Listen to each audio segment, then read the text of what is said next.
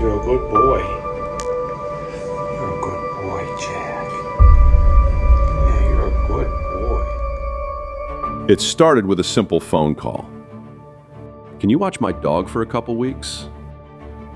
He walked through the door smiling, big, intense eyes, happy to see me, like he already knew he was home. Those weeks turned into years, 20 of them.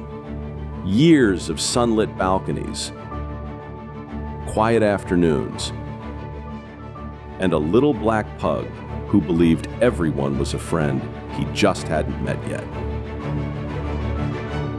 Jack, our jackalope, our little gentleman, a black pug with a James Brown pep in his step and a soul far bigger than his compact beefcake frame.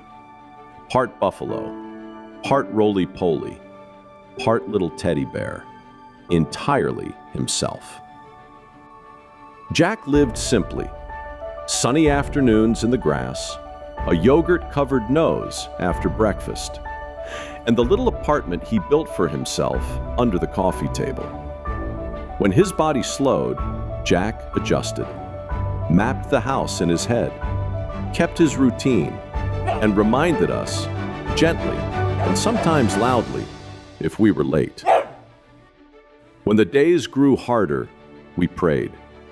Not for miracles, just for peace.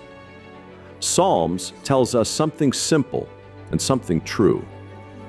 Man and beast you save, O Lord. So when Jack's breathing slowed and his work here was done, we don't believe he disappeared. We believe he went home.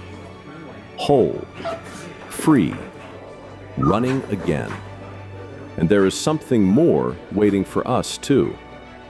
And Jack will be there, waiting for us to play.